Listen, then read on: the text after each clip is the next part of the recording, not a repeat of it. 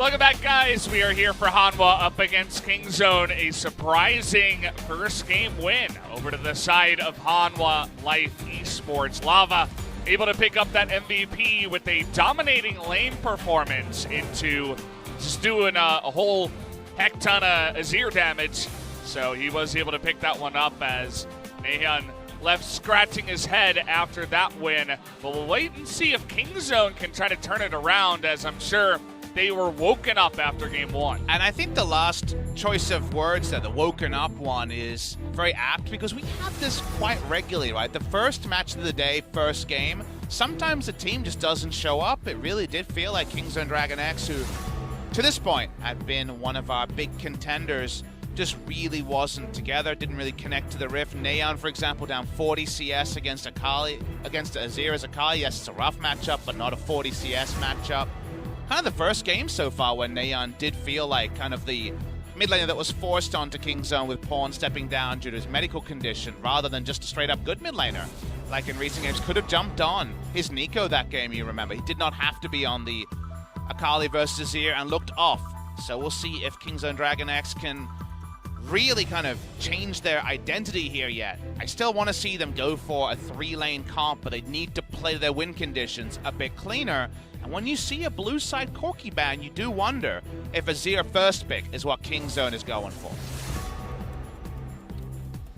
Definitely could happen, as they're absolutely targeting Lava here. They're not hiding it. Could also factor into what they do pick up here. Very common red side bans already from the side of Hanwha, the Sejuani into Karma. Nothing to be too surprised about there. Do they care about Yuumi is something I'm asking Kingzone Dragon X. You could blue side ban it. Are they just going to not ban? We do see this from time to time. Is our lobby bugged? Another question to ask.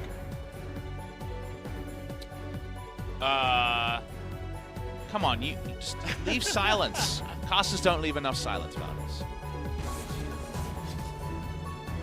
It seems like our client just had some troubles, so we're gonna try again on that one. Hirai seems a bit nonplussed about all of this. Yeah. I like how the lights kind of turned off on the client. And then we moved away. we had the moment yesterday where we came back from a camera shot in the dark. We had the Nocturnal running. Yeah, that's good. Yeah. It was intentional. It was just for the grand reveal of, aren't they beautiful, Pathless? Yeah. The answer is yes. Who could it be? Maybe there's a switch up. No, same guys. Pro TFT casters. Not yet. Yeah. But we're playing it, you know? We're playing a lot. It's fun. As you know, I'm not really a video game player, so... Yeah. You are just a league-only kind of guy. I have been in a monogamous relationship with a couple of trial separations for like the last 10 years. Okay. With League of Legends. And you there was this moment where I was playing phone games. I said we were on a break. We don't talk about it. It's like Friends, Ross and Rachel stuff. But apart from that, monogamous. Yeah, I mean, I'm just not going to tell League about that time you were playing some Mario Maker earlier on today. I think I saw that. I can't hear what you're saying. Flirting with the Switch. Look, I saw you hanging out with her. Window shop. Yeah, you're not going. No, I'm not going to pursue any. Okay. Just seeing what's there. Yeah. Play the demo. Keeping my eyes open. You'll watch the trailer. But TFT is League of Legends adjacent, as far as I can tell. Yeah. I did come out and say it's not a new game, therefore I can play it, and it's kind of like playing League of Legends. Also, I mean, there's league champs, right? Free advice, if you're ever feeling like you might be too impaired to play League, like you had a really bad day, maybe you had one beverage too many, not 20 beverages too many. We would never recommend that. Of Coke, you don't want to play on that sugar high, that can be dangerous. You had too much red cordial, and that's right, the sugar high is running high. TFT is a lot safer a choice, right? Because you don't have that same APM intensive scenario. Yeah. Or you're playing the jungle, and you run it down top, and then you run it down mid, and you're like, well, I'm feeling a little bit impaired to play this game right now. I'm gonna play some TFT. And you know what? Mostly outside of if you're like trying to frantically re-roll for something with 1 second left, you'll be fine. Yeah, trying to drag stuff last minute's notice. Generally, you don't want to roll too much early on, though. You wanna save up that gold, get that economy going, you know? Here's my favorite thing to ask, and I ask streamers this when I get in the chat, and I'll ask you as well. What so far, because like, I'm pretty bad. Like, I'm learning, and I watch streams, so I'm like, I can see where I want to be, but I'm not there yet. I have a lot of bad habits because I'm new to the genre. What would you say is your chief bad habit as a TFT player? Do you roll too much? Do you kind of buy late? Do you always tank for the first carousel and then get into weird spots? Like, what would you say, if you're going to be analytical of your own play, what would you say is so far your chief bad habit? Are you talking about me? I thought you were talking about in general. What do you do wrong the most? Well, I don't do a lot of wrong things. Oh, you're just perfect. Actually, yeah. I'm sorry. I get a lot. You know, sometimes I get second place. That's where I'm like, okay. You know, the top 4 is a victory for MMR, right? True. Yeah. But you get more if you. This sounds higher, like a right? job interview. Like, well, I mean, I have too big a heart. You know, I'm a bit too giving, and I'm just too forward thinking. You know, like sometimes like I get a bit in trouble because I'm thinking about the next and how to grow for everyone. Yeah. You don't need to impress me, Valdo. I wish I could share my feedback. gold. You know, I just have too much a lot of the time. So playing with friends and I see them, you know, rage re-rolling all the time. I'm like, oh, you know, what if I could share 10 gold over to them? I'm resenting you hard right now. It sounds like we're actually having quite large fundamental issues around the building. If you guys don't know, we're at the 3rd floor of the Grand Seoul Mall, so it seems like the mall itself is having an issue. So we could actually be podcasting for a while. You guys have been waiting for the podcast, so it's time for some big talk here. Global fans in the audience, hello, hello, hello. Some peace signs being thrown out. They're global fans, so they know the right way to salute, right? Koreans sometimes get a bit of a mistake with which way to put the V sign out. True.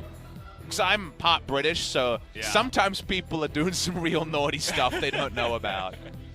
It's all very innocent, though. So they'd have you believe. But what if they're being malevolent? Like they're next leveling. They're like, no, I'm Korean, I didn't know. But actually they do know.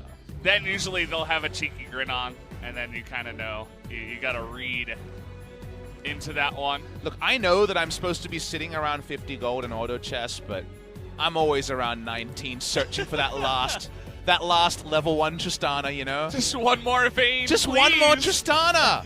That's all I need.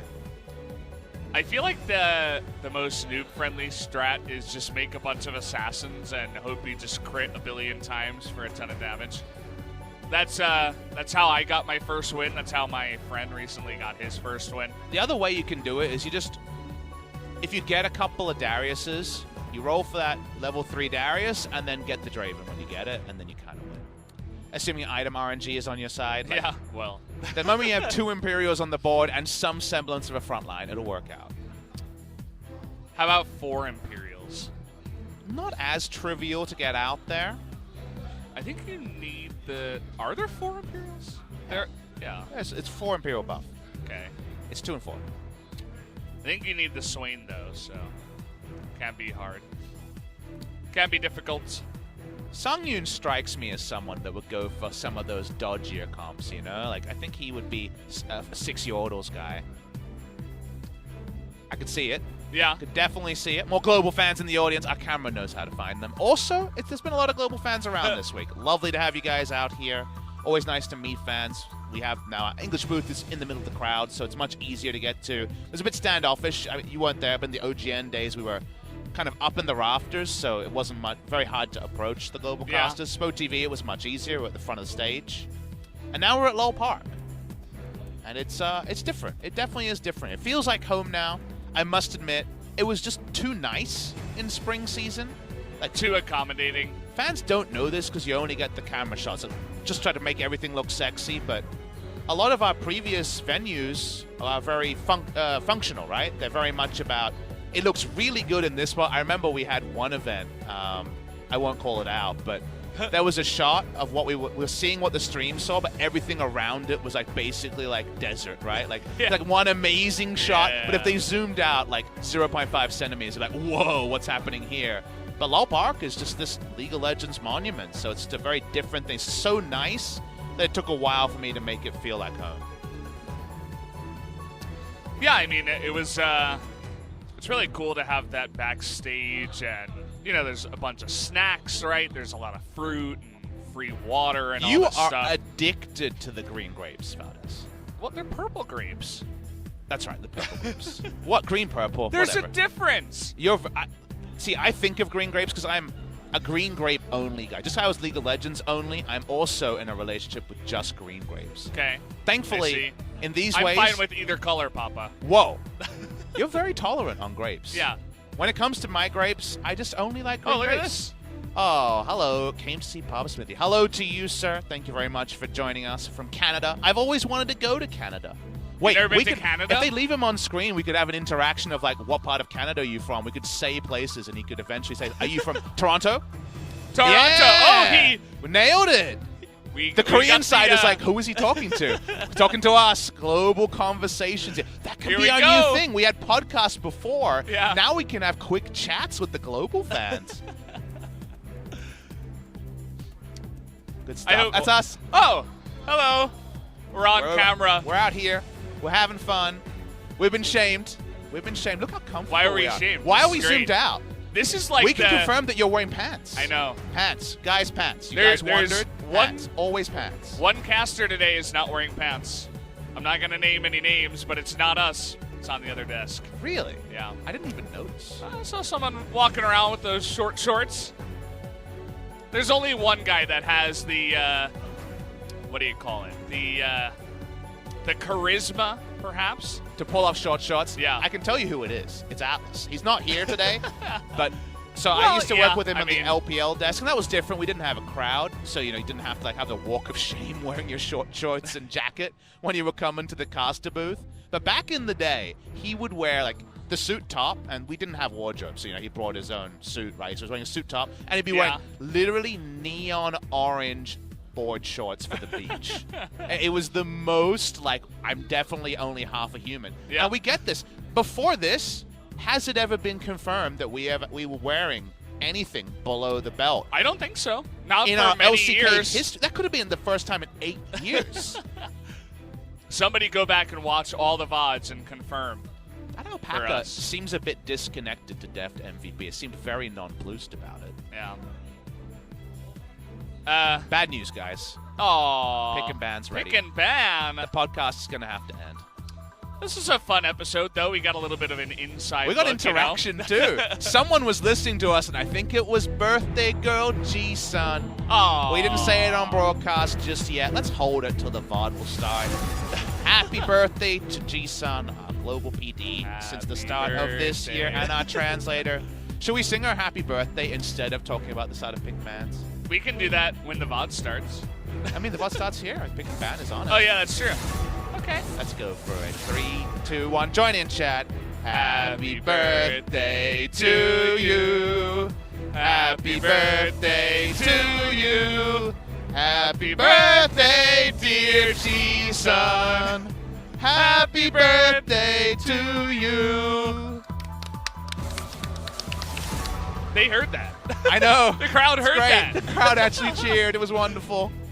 Happy birthday to G-Sun. Awesome. Happy birthday to everyone in chat. It can just be a League of Legends day because it's G-Sun's birthday. In terms of this game, though, the bans on Hanwha's side, epically boring. They've gone for the meta bans. Sejuani, Ooh. Karma, and also the Yuumi. Blue side bans are where we got the information. They banned that dastardly Corki, and we said, does that mean first pick is here? It did. Wonderful. Papa Smithy calling it out. Mr. So what Hanwha Life- Prophet Smithy. What does Hanwha Life learn from game number 1? And this is something I always wish I could get in there and find out is when you win a game where it feels like the enemy team just kind of sucked in that game, do you develop bad habits, or are you able to be like, all right, you did this right, but remember, this, and this. It fell into spot for you and you won the game, but it's always interesting when you have those games because it's not actually unfair for the team to develop bad habits there because they won. And it's a win-loss sport. There's no you tried. There's win or lose. So they're going to stick with the Nautilus Jarvan, and they say, I mean, it worked last time. It's a lot of frontline. It's a lot of engage. It's very simple, right? There's not a lot of messing up those two champions. The two of them looked very comfortable. I don't mind it at all. As, oh boy, we team fighting this time. We're going for the Tin Air comp. Oh, Kingzone lost their split push privileges. Oh. Now they've got to team fight. Well, if it's team they lost fight their license. It's actually pretty hard for Nautilus Jarvan to pivot into anything other than team fight. So we could get some overlapping ideals. Hey, if King... I want it to be Hirai in his like really annoyed face being like, well, if you're just going to team fight them every time with your split push comp, then damn it, you're playing team fight. He pulled it.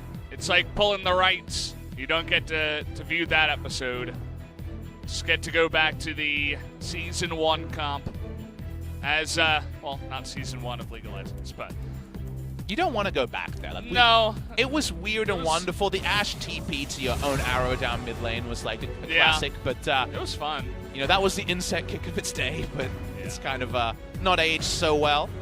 The Lux support going to get banned. It's TusiN, so you know that he's a conniving one. He's going to ban a lot of stuff here to relieve pressure. It's probably going to be a teamfight champion, so I wonder if he would go Rakan with Sim. I wonder if he would, because he is a god tier Rakan. Game number 1 wasn't fantastic, and Rakan alone not fantastic, but TusiN fantastic Rakan, so a couple of things to think there. Do they ban a second support who can engage? Well, I mean, that tells me they probably want to put all their CC onto one person and blow them up, a Kai'Sa special. Hanwha Life have gone super bog standard. How did we win games before? I know, sangyoon on Kai'Sa this game. Yeah. This is great. Get a bunch of crowd control, and you press your buttons and hope things go well. As Lava maybe wants to show how, okay. Yeah. Wow. That's an old school counter pick into Azir, and you know Azir has a ball and chain to the mid lane, so he's going to be in mid, so you can pick your matchup here. Froggen favorite, one that we've had. Crown would have been our resident FLICKR player in the last couple of years, so big pick into the Azir. We'll talk about the matchup in-game, but it's a good one. TusiN has played a lot of Predator Pike, but he's going team fight Taric, baby! Wow, Kingzone really lost their split push privileges this game. Wow. Teamfight Taric, they're the only team to dare the Teamfight Tarics. It have works really well. Camille, this is synergy I like. I hate let's teamfight with Camille without Taric. Okay, we're gonna go for another frontliner. I actually like Camille Taric because then Camille can dive in and not just straight up die on the Hextech ultimatum. Yeah. Akali can also dive in. Is a champion that could open up 4-1 potential. What will Hanwha Life's answer be? Because Thal has that eclectic champion pool where he could be playing Nasus. Could also just be on more standard cannon duty. We'll wait and see. Will Akali be the only digression from teamfight? She will not. So it's gonna be 4-1 from both sides. Hanwha Life versus Kingzone Dragon X. Let's see how the top side goes, because Akali takes us over at one item, but does take a bit of a world of pain before that one item is done. That sign said, you know how to carry, right? You know what carrying means. As Lava picked up the MVP for Game 1. I feel like it was more of a team effort, but picking up the Vel'Koz this time around, looking to put on the carry pants and say, okay, let's bring an oldie but a goodie back in here.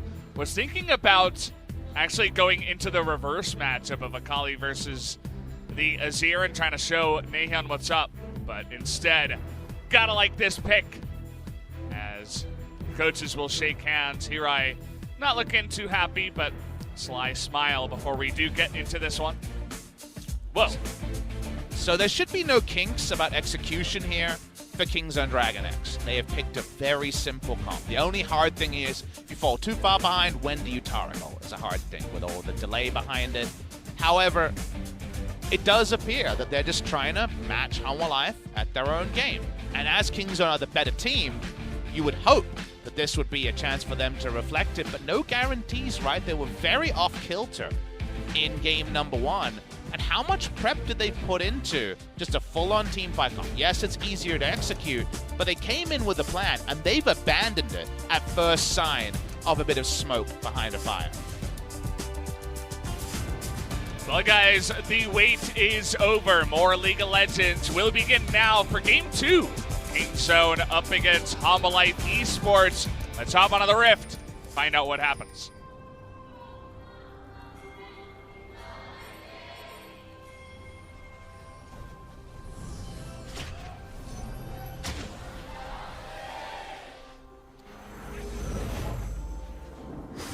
Alrighty, gonna hop back into this one. As Hanwha looking to get some vision down.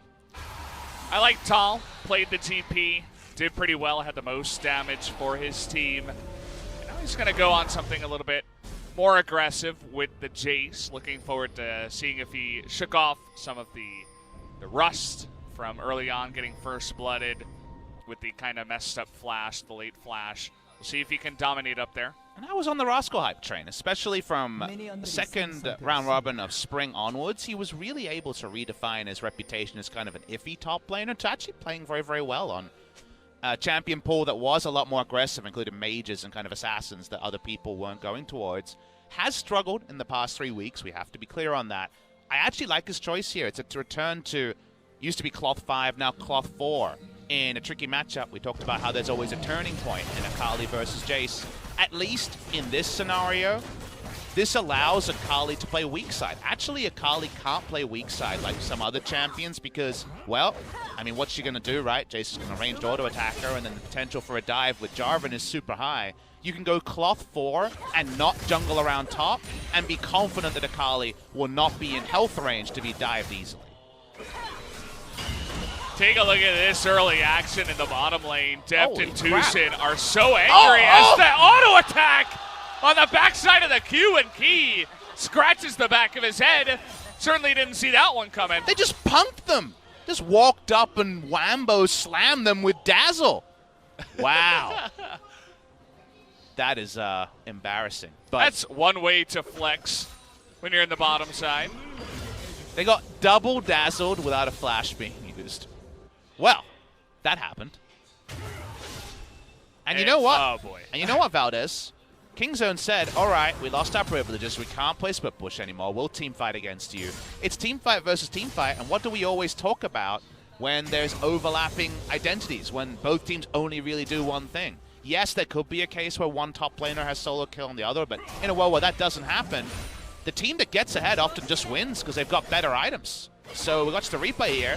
A double dazzle comes in. Remember, you get the attack speed passive, so Tarek's base damage is pretty high. Aww. And the last frozen snowflake there. Elsa proud because it's a solo kill, it feels like, for Kingzone's duo lane. Yeah, just straight up outplaying them. He did not expect that, and he did not flash correctly, on time, in the right direction, or anything really. So definitely a bit of an oopsie down there. So good start here for Kingzone, who certainly must have felt a little bit embarrassed after game one. Now looking to turn the tables here. And games like this are also interesting to me because sometimes as casters you overthink things more than the players or the teams did. And you ascribe them as intentional when actually they were just a quirk of kind of what the player thought, didn't discuss it with anyone, things like that. When I see Cloth for Akali, I think Rek'Sai is going bot mid only. Until maybe like much later in the case. And again, Akali doesn't provide very much if you go to her 3-6.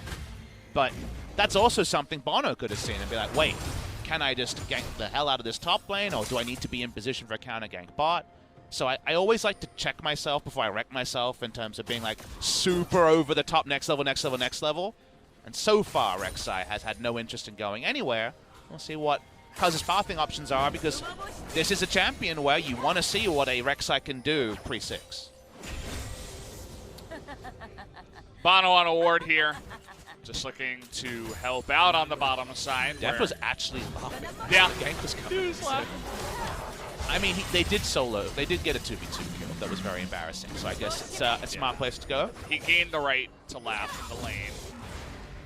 As sangyoon didn't seem too affected, went back and bought a call. Oh. As, okay. I wonder if the tunnel was revealed. I couldn't tell from the vision going there. I don't believe it was. Look at all the pings that are going on. Okay, yeah. The pings was right on the tail end. Deft walks up, and understandably, sangyoon and Key are a little bit shook. First buy came in, just a cull. Wow, cull to a Caulfield's Warhound. Yeah. Unfortunate. There's a bit of a difference in the bottom lane as Rascal in here has to shuriken away. Looks like he's just fine, but a nice amount of burst damage from the Jace. The other part where the Cloth 4 is helpful is that because you're a melee champion whose only kind of ranged ability in lane is the Q that pushes the wave, it's so likely to get frozen on. You can take a bad trade and push the lane in with the Cloth 4 and the extra health potion. So it is important there. So definitely consider it if you're playing on at home.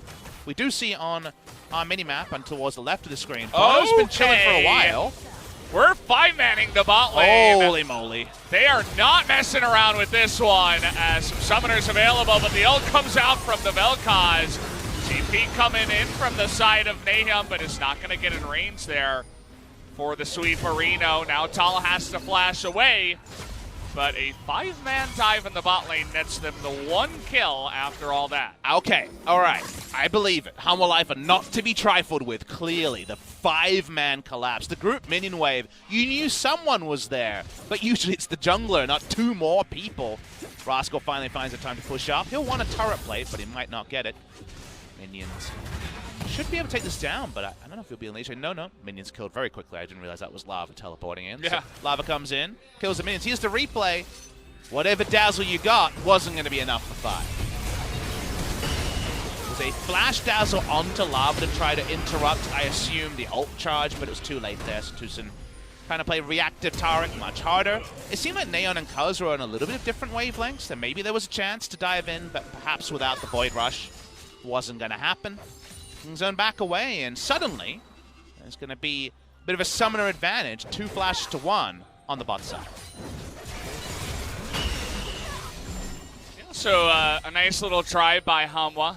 Can't really blame them for that. They have an insane amount of damage there, especially with the level 6 Vel'Koz. If he did not get flashed upon, that would have been even more than we did just see. So something a little bit unorthodox that you don't see every day, but obviously a lot more fun than sitting back and just farming for hours, as Cuzz now coming in looking for Lava, not going to find him.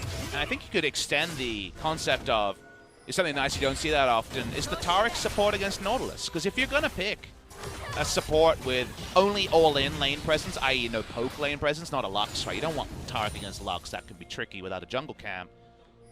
You know, Taric has always been a choice that people considered against top Kench, against engaged supports, because it's a champion that in lane doesn't really provide much except this, the Dazzle. Outside of lane in teamfights has ultra hard scaling. Taric is insane in the late game in a team fight. 2.5 seconds is forever, as 2.5 seconds might be forever for bonO too. Oh, he's ulted the wall. They're looking for him. Just a Cataclysm desperately. But the Akali able to get over there in time to help out with some damage, and they get that kill. Yeah, not going top lane, but going into top jungle. Found a lot of value there. Easy for Rascal to follow. Big kill to pick up there. Nice moment for Cuzz and Rascal, who were looked a bit off in game number 1. Hey, you got to admire the guts to go in there. They knew that they had the 2v2 win, and they had vision on exactly where bonO was. And even on a control ward, Cuzz was taking the red buff away, so you could tell that they were very confident to take that one. Sorry, I winced a bit because Rascal had to watch the cannon minion go down. His E was on cooldown. He couldn't walk up with no ult and get out for sure, so played respectful. Still, hate to see it. Deft and TusiN being chased down, but again, coming back to the Taric, if you get away with this, if you win lane with Taric or get turret plates with Taric, it's the opposite of being required to take turret plates on a Jace. It's bonus gold towards a pretty assured future. So only TusiN really around the world. I feel there's TusiN and there's also the IG sub support, I believe it is, that was in for Balan. I think his name's Lucas, who was also playing a lot of Taric. Those are the only 2 that you see going towards the Taric. If you can pull it off, can be oh so powerful. The engage range of Rek'Sai and Akali, never to be trifled with. Rek'Sai and Akali and a bunch of other guys to jump in on the hunt. You know, you got Azir there, Taric to help out with all of his supportive abilities. And you have Kingzone with a pretty nice composition here, especially from ahead, not behead. That would be the combination. Head? 3 head? I don't think there's any 3-head emote, but people say it anyway. Because 5-head is, you know, right, 200 IQ, I'm really smart, right? Yeah, I didn't know the 5-head one, though. I heard LS say it on the LCK broadcast. I did the old man thing of, what is this 5-head? What is 5-head? It's one of the good things about Twitch chat, is that I can just ask what an emote is. And some people are not very nice, but usually there's a nice soul in there. I mean, you could just go on Google. Like, Twitch chat is big enough now, they're actually kind of famous. You know, don't just approach them in Twitch public. chat, by the way. You know, you got to be a little bit respectful of the Twitch chat. So, but, you know, you could actually just search it on Google. I've done that before. I had to do that for Pepega. I'm like, what is this? And they even taught me the pronunciation. You might have to do this. Pepega? You might have to do this for 5v5 at 10 minutes on Rift Herald. Nope, I'm alive. You're going to need to Google that one. Yeah. What was your first old man mode? Because you're, what, 27 now? 26? Yeah. 28 actually in September. So you're 28 soon. What was your first, like, oh, I don't get this trend that everyone's talking about? Just in general, or yeah. a Twitch chat trend? No, or? like a live trend or like a, you know, app or just a trend that you're like, oh, I missed the boat on this. Mine was Snapchat. When people moved to Snapchat, I was like, what is this? What is this for? I don't get it. I tried to use it. I'm like, where are the buttons? What do I press? They're like, my sister's like, oh, you just swipe up. I'm like, what? What do you mean you just swipe up? How does that work? No, because I was right on the Facebook trend. I actually was in on Facebook when it was not open access. It was for college accounts only. To keep in touch with a friend who was on Exchange. This was like 2006. Yeah. So I got that one, but then Snapchat was the first where I was like, I don't get it. Do you get this particular play, though? Because Hanwha Life are being very stubborn and not TPing. Might lose an inner turret. Now, inner turret this early in top lane usually only means gold. It's hard to return to. But Deft left ages ago. Hanwha Life, there's no bot side Infernal for 4 minutes, so they need to do something. They're losing so many plates. It's a plate feast here for the side of Kingzone as Deft and TusiN, they're just playing so far up, and they were pushing with the Rift Herald before with the help of their friends, but just really trying to show absolute dominance in whatever lane they're going into, showing they're not scared. I did learn learn at any time. I did learn what Snapchat was for. I did learn what it was actually used for. Yeah, what's it used for? Because I didn't understand the use case. There's relationship stuff, that's on the one end, but the actual thing that it was used for, why especially the youths picked it up so much, is that it was for sending notes to your friends that your mum couldn't see if she asked for the phone, because they're just there for a short amount of time and go away. So it was actually kind of a way of passing notes like we used to do back in the day, Valdez, in class. Yeah. Snapchat's the replacement for that. And I was like, okay, this is a use case I can understand. Too old to need to be doing that. Yeah. Well, I just tweet out to the world when I've got something to say. Costa, by the way. Yeah. But, or you just I finally learned it. I finally learned it. It is kind of interesting what we have here at the LCK, you know, compared to some other regions that have the live audience. We kind of just have, you know, if we wanted to take a moment and say, oh, by the way, guys, I wanted to talk to you about this topic that happened in my life, I could just go off on that for 5 minutes, and if it was interesting enough, people wouldn't really care, or, you know, the audience wouldn't get bored, you know? We got a lot of compliments about that style, and it's a hard one because everyone's like, why can't everyone else do that? And they can do the spirit of it, but they can't necessarily do the frequency, or because the captive audience, right? The people in the crowd. I'm a hardcore Hanwha Live fan. I came here to watch Hanwha Live. Yeah. If you're like, well, this game is not interesting, I'm going to talk about not Hanwha Live, and they're like, but I paid money to watch this. Yeah. You'd understand, right? So it is a weird quirk. Now, you can still follow the soul of it. You can do it sparingly. You can direct game-related things to non-game-related things, but it's just different. So we're lucky to know what the people want. We try to give it to them as much as possible. And that's what all broadcast is about. Absolutely. Just entertainment, right? In whatever form that it is. My only true hard belief about broadcast and about game broadcast is the game is the star. Always talk about the game when it's given something. And right now, no, it's not going to give us something. Right now, Papa Smithy's the star. It's never Papa's fun talk and a side of game. It's the game wherever the game is shining. That's like a stream, right? You know, your own personal stream would be that, which, by the way, Papa Smithy does a stream every But if it's FunFest 2019, 30 minutes of no interaction, like people are watching at 5 a.m. in NA, they're watching from all over the world. Yeah. We'll make sure you're having a good time, even if the game isn't doing it for you. Yeah, or we just go based off of the game. You know, if nothing's happening, we're not going to say, oh, look at these numbers. Look at this nothing. Isn't it interesting, nothing? Wow, he's got 20 more CS. He's, you know. That could be a long sword. He's a great player. You know, it's not, you know, we can say that once, but that'll be just about it. Well, we were waiting for a moment, Valdez, and it's an action moment, so we can't wait for that one. But we were also waiting for that Gunblade to show up, and I'm pretty sure Gunblade is a reference to like Square games like Final Fantasy. Regardless, the Gunblade, it's not a Keyblade, but it's a big shifter in the matchup against the Jace. The Jace doesn't have magic. There's no Hex Drinker here. This is where suddenly the Akali has Fangs, and if you want to play 4-1 as Kingzone, it should be much more possible. So expect some respect around Thal in the Rascal lane. Hey, you can't really mess around with an Akali once he hits that power spike. It's definitely going to be a big one. I'm going to be very curious about this Vel'Koz as the game goes along. He did go Glacial Augment, which, of course, did become more and more popular. It's big for him because he didn't have a Keystone before, right? Vel'Koz was one of those few where like it's like Arcane Comet or something. Yeah, Comet kind of sucked. Electrocute doesn't really work. Unsealed Spellbook was kind of the best one, and that's always a bad sign for a damage champion, you know, control mage. So speaking of the control mage, we're getting the full zoom out here, and this is what we call flirting with danger. All right, on the hunt here, as he does have a stopwatch. Will he be able to flash? Yes, he will. They're looking to turn it around. Cuzz stuck in the Cataclysm. He's being burnt out, but the huge First Divide from the side of Naehyun is going to be able to carry the fight in a gigantic manner as the full-time ace comes out in favor of Kingzone. The Vel'Koz disintegration into the teamfight destruction by Kingzone. We talked about how they lost their split push privileges. Just like game one, they roll up for a teamfight, but this time it's different.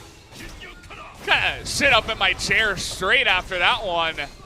I want to see the replay as Naehyun just really let it all out on that one. That was the real-life posture bot coming in and being like, check your posture. This is where we're going to start fighting.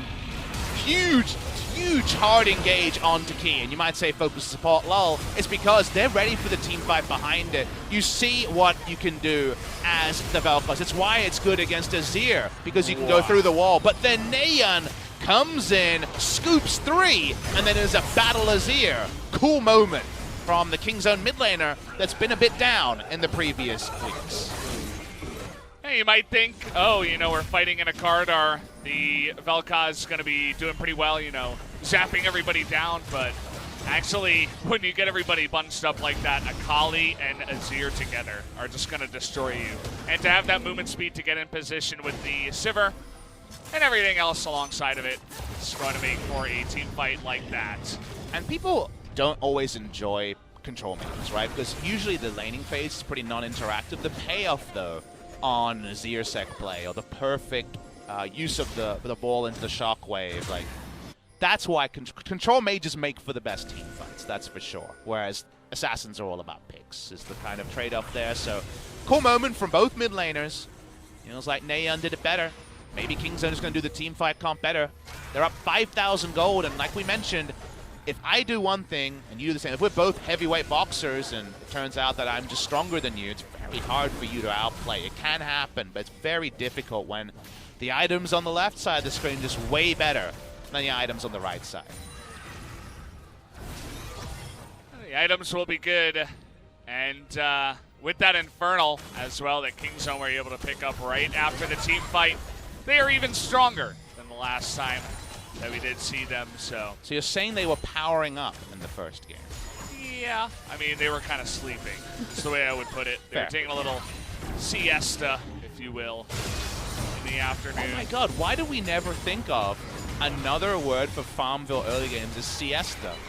Get it? Oh yeah, I mean, people have said that before. Fiesta or siesta. No, right? I'm saying siesta, C-S-T-A. Because you're just CS-ing. Get it? It's actually pretty clever, even though it's a pun. Well, no siesta in this game. We've been fighting a little bit more. Well, actually, we didn't talk about rubbish for a while, so give me a sec. Yeah, it's been fun so far. It's 7-2. And the Twitch chat's not happy about that one. I think I've coined the Twitch chat meme now. Another siesta. Oh, boy. Hey, we can make it League of Legends. We got to co-opt the good stuff, right? That's good. I like it. Were you on the phone with Freak earlier today? No, this is way better than anything there. Freak could do. Shout out to David. I love Freak. Yeah. His buns, though, not so big. You know he does puns way less now. Yeah, I mean, eventually, once you do so many, I guess you just run out of ideas, right? I think he was mortally hurt when people would accuse him of having like a pun writer. So maybe he's been like, what if he heard that and he's like, oh, I guess my puns have gone down in quality, and then like put the puns into the, and I just wanted to like put them together for years, right? Like when I re-unleashed them. And then he hired a pun writer to write his puns after that Look, happened. I like to think that he did some soul searching and found like grade A+ material that he's holding on to, but yeah, it could be that as well. We're so bizarre, no one would ever accuse us of having writers. We're running real fast, and sangyoon doesn't know. sangyoon doesn't know that the entire team is coming in here as bonO trying to be a good teammate, but he was a bad teammate there as he gave his life, which means pretty much a free Baron here to KingZone. They're going to run straight at it. Remember that it's red side Vel'Koz. He can do a lot of damage over the wall. If they time it correctly, too, you can get an accelerated... Okay. He's walking in. Rascal trying to stop him here, and, well, Lava's going to be slightly interrupted, so now we're fighting 3v5. He is going to go down, and KingZone will pick up the Baron. KingZone actually played that really well. They stopped DPSing Baron around 1800, so the all over the wall was never going to explode Baron health bar. It was 700. They turned on it cleanly. KingZone just doing it standard. We're going to that game 3. It's happening, Valdez. We're going full games. Our first series of the day. Only question we have is, did KingZone regain their split push privileges? Upside, the sangyoon didn't know. He was Scotty in this one. Yeah. Second reference to Euro Trip that we've had in 2019. You forget that it was Matt Damon in that movie. For one moment. That was Matt Damon who stole away the girlfriend.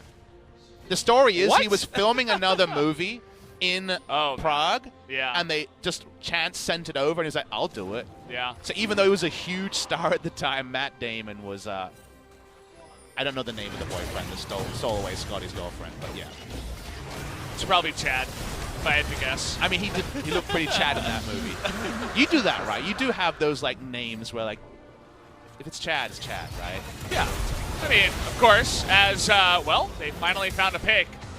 Hanwha have been grouping up as 3 and 4 and even 5 in a lot of these games when they do get behind, and they use that gank brush to look for picks, and it finally worked. I mean, look, they found someone because they were trying to push 3 lanes with their Baron to blow up the base.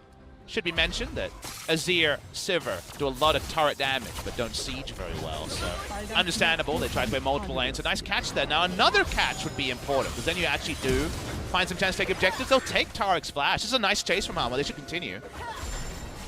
Yeah, Keith is going to be running on forward there. Gets a spell shield. As now we're turning this around. Rascal looking to come in from behind, trying to go 1v3, but he gets knocked up and bursts down. And a trade for the Akali for that Nautilus is going to be actually good for Hanwha Life. Good stuff from them. They're getting picks. KingZone try things. They lose further flashes, so now their 3-lane push will be Baronless and also a little bit less fearsome. So KingZone are botching on the execution here. Now it's Targold. Oh boy, as just at the end there, it is going to come up, but that was very close. Did not have to be that close. KingZone playing with fire. This time they didn't get burned. Yeah, and no threat onto Vel'Koz can mean crazy things. So KingZone need to check themselves, honestly, before they wreck themselves. We know how that one goes, but that's what could happen here. They do have the Rek'Sai picking up the bot lane minion wave with the Dregs of the minion wave here. Dregs of the Baron buff, I should say. But, you know, they really can't trifle with Hanwha Life any further. Hanwha Life, they're 10,000 gold down, but damn, it doesn't feel like it when you trip up an execution like this by KingZone. You really got to be careful, especially with a lot of the pick that Hanwha Life do have in their composition. You got Lava and Key and bonO as a trio. Going to be looking for those picks with the Glacial Augment even. As Cuzz here with a lot of tunnels. Looking to go full status and find some picks. They're really trying to make the best of the last 6 seconds of that Baron buff. As TusiN's getting in there in the mid lane.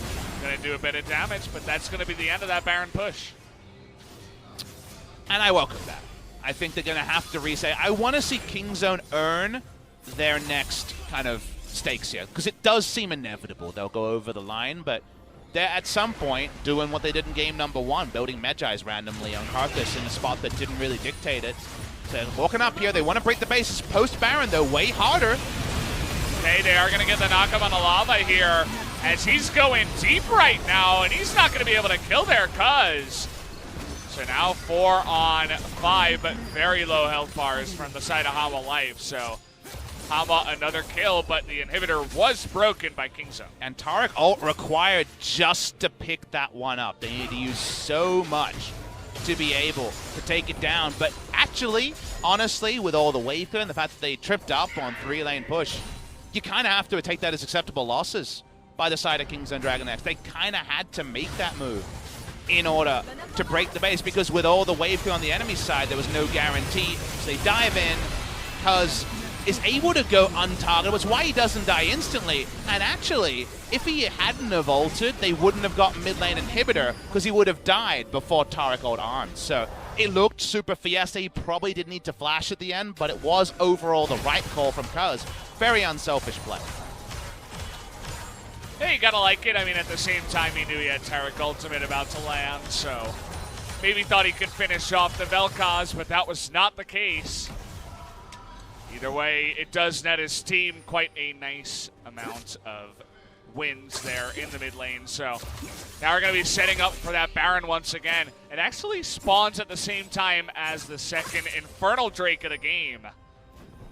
So looking forward to seeing the shenanigans around these two objectives.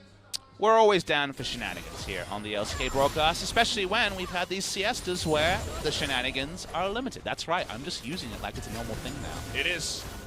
There you go. All right, we're face checking. This is what I was talking about. The pick comes in, and this is right before Baron starts, guys. Oh boy, another mistake to the side of KingZone. Low health bars for Hanwha Life, but they get another couple of big picks. They just keep running into a brick wall, KingZone, today. And they did this in Game 1, Valdez, when they had the 1-3-1 comp and said, I want to fight for this. And Hanwha Life just said, thank you very much, and collected a game victory. Now, KingZone did all the hard work, and they're still running into the same brick wall with an inhibitor down. They already made the cool play. Take that in. Why are they going between lanes like this? Why? As 3 as well. If Taric walks up and alone and kind of dies, yeah, I mean, one person died, someone had to do it. But yeah. It's just boneheaded. It's pretty disappointing to see from a team that we need to form. KingZone's one of our hopes at Rift Rivals, but, well, not like this.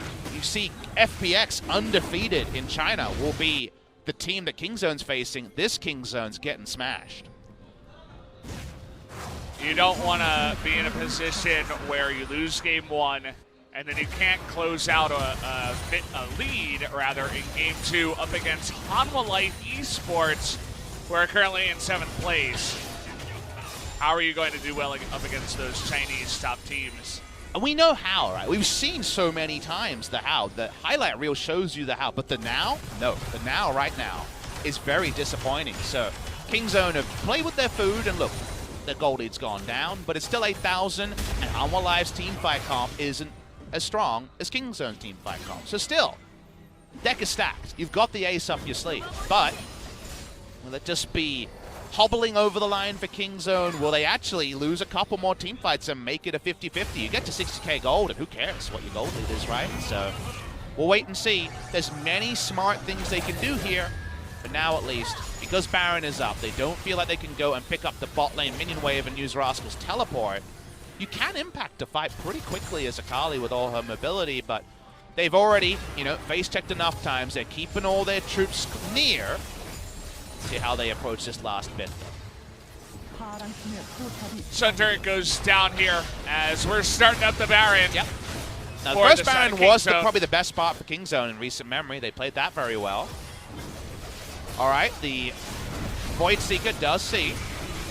Will he go for the flash? Well, we do have the flash, but it's not out of the Jarvan, and now they're looking for the blood. Nice knock-up from Lava, but he is still going to go down here. Thal trying to jump in, but this is just a team fight where they are too far behind. Naehyun coming in from behind, just going to sweep up the trash here, looking for Lava, who hasn't been trash, but at this point in time, he's not going to be able to do much here. Goes down to that last Q, and we're going to be going down to a game number 3. And we should have known, TusiN, even on a non-playmaker, is the reason they close this game. Flashing over, he does the hard work with the dazzle into Flash on the Taric.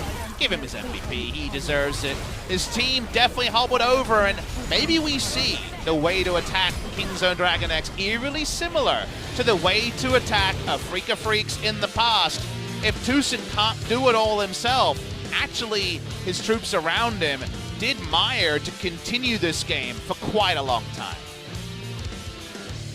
Yeah, you gotta hand it to them as a team. Looking quite good there. TusiN with the Taric. Really good stuff. Acorn with the hand on the back of Cuzz, as now they're looking a lot more comfortable and happy after the game number 2 win. We'll see if they get their privileges back to go for a split push kind of composition, something a little bit more difficult, but it wasn't difficult. They made it look flashy though. Kingzone win game 2. I'm sure people are asking, what did the casters get Ji-Sun for her birthday? And of course the answer is a lot of time with Papa and Valdez, because I think we're going to 6 games tonight, Valdez. Yep. We got her the all-you-can-eat smorgasbord of Brendan Valdez and Papa Smithy commentary. She has to listen to all of it. She's got the headphones on. She has no choice. That's the way it goes. As it's going to be up to Jinair later on up against Sandbox to force us to a game 6, but we're already at least going to have 5 games, so that is pretty nice. Good stuff here from Kingzone. Good first 15 minutes. Yeah. The last 15 were pretty poor, but they get over the line. Hanwha Life looked in the game, but we knew eventually things would happen. The cream would rise to the top. Kingzone take it down, and is it going to be roll back to team fight, try to just take them on, you know, very much play at the level of Hanwha Life rather than try to play their normal game, or do they return to their normal game now that they found that victory? I'm very interested to see pick ban in game number 3. Do we just see kind of a Civic-esque lane and a commitment to 5v5 from Kingzone? I wouldn't be surprised. I think one thing that won't change is Hanwha Life going for their crazy shenanigans, their 5-man dive in the bottom side. Nearly got them pretty far ahead there in that first, or the second game rather, the beginning of the second game. So we'll see what other shenanigans they bring out for game 3 after this break.